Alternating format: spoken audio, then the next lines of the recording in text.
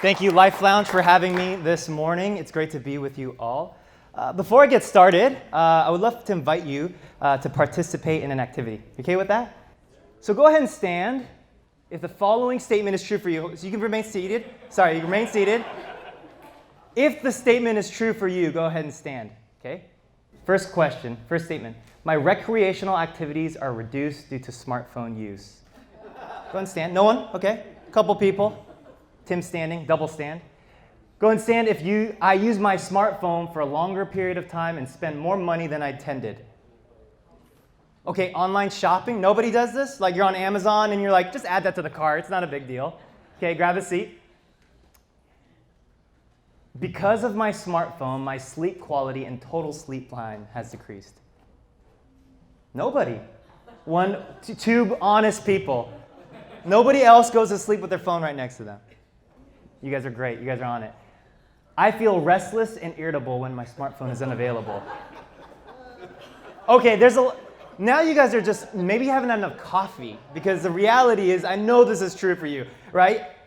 Okay, last question. I was told more than once that I spend too much time on my smartphone. Great, thank you. Thanks for sharing. These 5 statements all come from a smartphone addiction inventory assessment, a self-administered screening tool to investigate your smartphone usage. Now, when I first read these 5 statements, I thought to myself, I'm never taking this assessment because it's too real, right? It's too intimate for me. And so for the remainder of my talk, I'd like to invite you to participate in something. One more thing. Go ahead and grab your smartphone. Grab it from your purse or from your wallet or from your pocket. And grab it, turn it on silence or do not disturb if you haven't already, and put it underneath your seat. Put it underneath your seat. For the remainder of my talk, I want you to keep it there. And if you have an urge to reach for it, I want you to ask yourself, why am I doing it? Is it because you're anxious about the email you're trying to respond to? Maybe you're worried about your kid trying to text you? Or maybe he's just doing it simply out of habit. Some of you might feel like this with your smartphone underneath your seat, right? A little worried. Or maybe like Oprah, she's just like, I'm not into this right now. So thank you for participating. We've got 15 minutes left, and that's all you need it for. Cybernetic organism. Cybernetic organism was a term that was used in the 1960s in science fiction films to describe the interaction between technology and humans. Cyborg for short. When we hear the word cyborg, we often think to ourselves, RoboCop, Terminator. Exactly, that's what I was thinking. But the reality is, cyborg is a term that's used to describe our interaction with technology. I was first introduced to this when I heard an interview of a lady named Amber Case. Amber Case is a cyborg anthropologist. And what she does is she thinks about technology and human interaction. When I first heard her title, I thought to myself, there's no way this is a real thing. Maybe she's a science fiction novelist. But the reality is, she actually studies technology and humans and how it affects culture. So as an organizational consultant and an aspiring cyborg psychologist, I too am fascinated by the interaction between the human psyche, technology, and the workplace. In a recent workshop I presented, I asked 3 questions to emerging professionals. Number 1, what's one word to describe your relationship with time? Number 2, if you had more time, what would you do with it? And number 3, what gets in the way of your productivity? And the answers to the first 2 questions were varied. They were what you would expect. But for question number 3, a majority of these professionals said the number 1 thing that gets in the way of their productivity is their smartphone or distractions. The very thing that promises us productivity and efficiency is the thing that's getting in the way of it. Some researchers describe this reality, that our smartphone is the 3rd most important survival tool in the 21st century, next to our keys and our wallets. I threw this picture in there because some would say lattes as well, right? But the reality is we can't live without it. And I would say that in the next few years, our wallets and our keys might become obsolete. Amazon just released something where they can walk into your car without a key. It's called Amazon Key. Quite interesting, isn't it? And how many have Apple Pay or Google Pay? And you've utilized that service before. Our smartphones are becoming indispensable. Some researchers even say that our evolution is from Homo sapiens to Homo smartphonians. So why does this matter to me? A lot of you might be thinking, Danny, you're a millennial. You have lived with a smartphone. You grew up with it. Your life is better. Relax, right? But here's a reality. In a recent book called iGen, Dr. Jean Twenge, a professor of psychology at San Diego State University, right here in our backyard, she describes what the next generation is like. Her research is quite fascinating. And this is how she describes who iGen is, the next generation after millennials. Number one, they were born after 1985. They grew up with a cell phone, had Instagram before high school, and most importantly, my favorite, don't remember a time before the internet. How many of you remember that tiny little sign, America Online, right? Dial up. Now I'm old enough to understand that too, right? In her research, she draws from 4 nationally representative surveys over 11 million people from 1960 till today. In her research, she describes 10 trends for the iGen generation. Okay? One of the things that she says is that in the happiness rate in 2012, she began to see a decline. Secondly, 31% of 8th and 10th graders felt lonelier between 2015 and 2011. These are just small statistics that she gives throughout her book, and I think it's quite fascinating. And there's a surprising correlation between when the smartphone was introduced and our happiness, anxiety, and loneliness. In the world or in the USA? This is the US right now. Her research isn't in the US. How many of you remember this? Yeah. WALL-E. The summer of 2008, I'll never forget the first time I saw this. I was transported to another reality. If you remember, WALL-E describes a scenario where the world has become decimated. It's a wasteland. So WALL-E is short for Waste Allocation Load Lifter Earth Class. And humans have been transported to space. And this is what they look like. How many of this kind of looks semi-similar? This is in 2008, mind you, right? They have all these screens right in front of them, and the people that they talk to, they look at their screen in order to talk to them. And the irony of this is that WALL-E, this robot that says one word, WALL-E, is the only character in the entire film that displays human characteristics. It's quite ironic, and it's quite sad. This is what Tim Cook says, the CEO of Apple. He says, "I'm not worried about artificial intelligence giving computers the ability to think like humans. I'm more concerned about people thinking like computers." So for the remainder of my talk, I want to give you 3 tips on how we can turn our digital devices into developmental tools. Number 1, create awareness. The other day, I got to talk to my dad. He's a pediatrician for over 30 years. And I asked him, I said, "Dad, I'm doing some research on smartphone addiction, and there's a lot of inventories that are being used for adolescents." So I thought to myself, "Dad, do you see these kids as they come into your doctor's office, and are they glued to their smartphones?" He paused for a moment, and he said, "Danny, actually, it's not the kids. It's the parents." Now, I don't know about you, but if I'm going to the doctor's office with my kids aren't going there just to hang out with my dad. I mean, he's a cool guy and all. But the reality is you're probably there because you need a physical, a vaccination, or you're sick.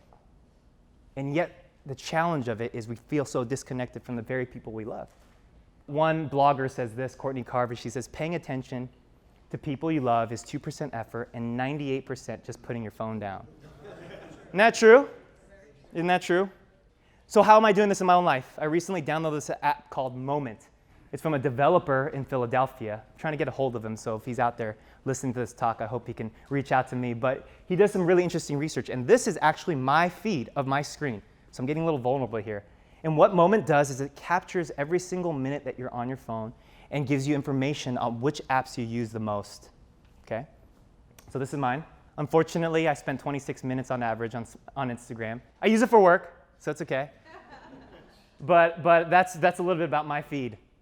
One of the really neat features is there's automatic notifications that you can set up. So every 15 minutes or 10 minutes or 30 minutes, it tells you you've spent this many minutes on your phone. It's a reminder for me to become more aware. Check out this trend. This is time spent per day with smartphone devices in the US. In 2008, the average American was spending 18 minutes per day on their smartphone. In 2018, 3.5 hours on their smartphone. Me, 2 hours and 39 minutes on average this last month. Not super happy about it, but I would say I'm not addicted to my smartphone either. I use my smartphone a lot for work, for connecting with people. And so what I'm not trying to say is let's just throw out the smartphone altogether, but in reality, we want to have a better awareness of how much we're using and what we're using it for. Number 2, develop daily habits. In psychology, there's a term called behavioral architecture, where we maximize our space in order to minimize our distractions. So take, for example, you're trying to lose weight. You don't want a box of donuts right next to your desk. That doesn't make sense, right? You would think to yourself, that's ridiculous. Why would I have a box of donuts on my desk? And in that same way, the question I would ask you is your smartphone getting in the way of your productivity? Because if it is, if it's right here next to you, and it's blinking and buzzing and vibrating all sorts of times, it might be distracting you from your productivity. So I'm going to argue that we need technological architecture. Before you go to bed, you might consider leaving it in a different room. Before you go to dinner with your loved ones, you may consider just leaving your phone inside your car. Some of you might get anxious by that. You don't have to take a picture of everything. And finally, if you're going to the doctor's office with your child, you might just take out your phone and give it to your child.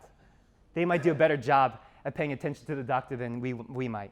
There's a great website called humanetech.com. The Center for Humane Technology is founded by a man named Tristan Harris, and he's a former Google ethicist, and he has some really great research. And one of the things that you might be able to find here at humanetech.com is a couple different things. Number 1, they say turn off all notifications, go grayscale, and use your home screen for simply the tools that you need the most, rather than being infiltrated by all sorts of information and media. How do we have a life well lived? We become more focused, and we start to put aside the clutter and the technology mess in our world. One of the ways that I'm using my device as a development tool is I download this app called Calm.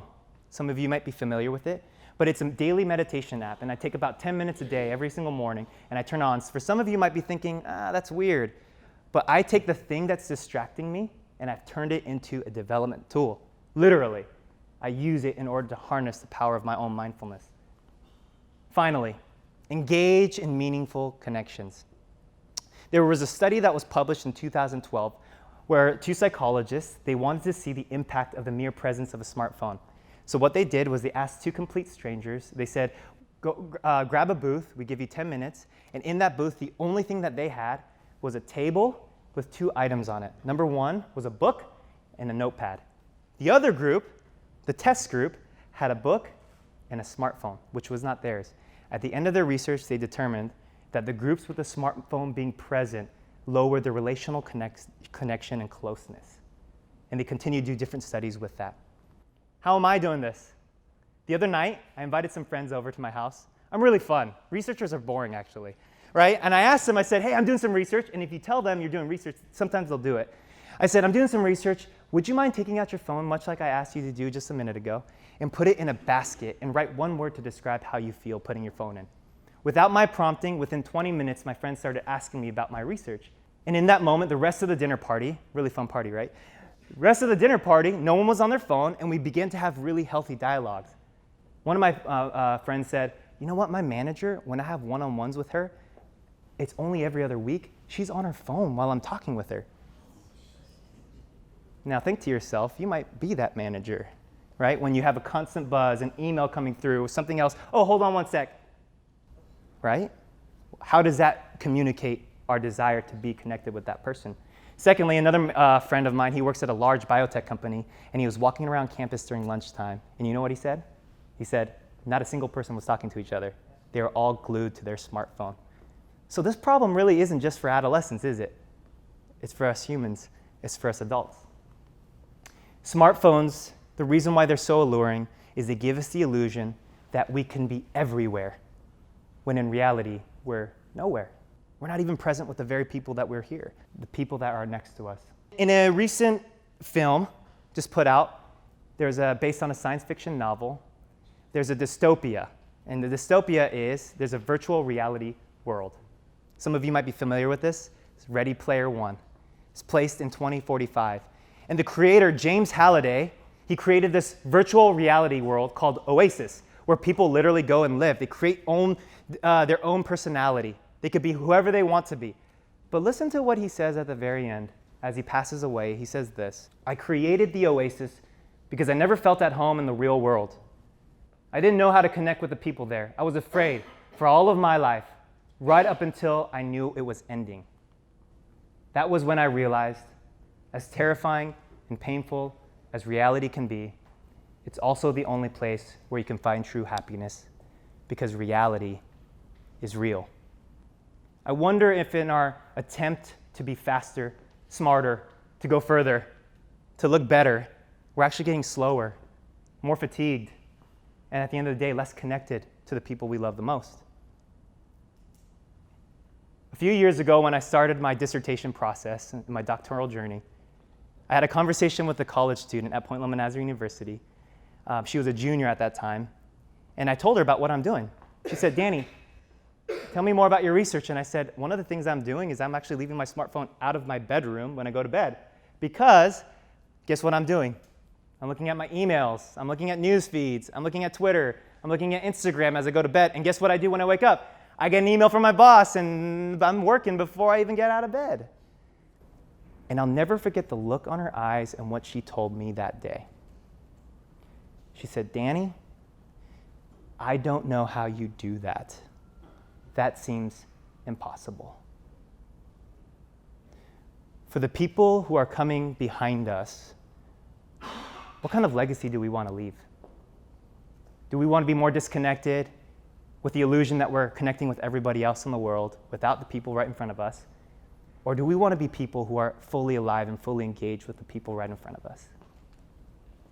I want to leave you with this one final thought. How might we harness the power of technology, cultivate it, foster it, develop it, use it, without sacrificing our humanity? Thank you very much. It's been a pleasure talking with you today.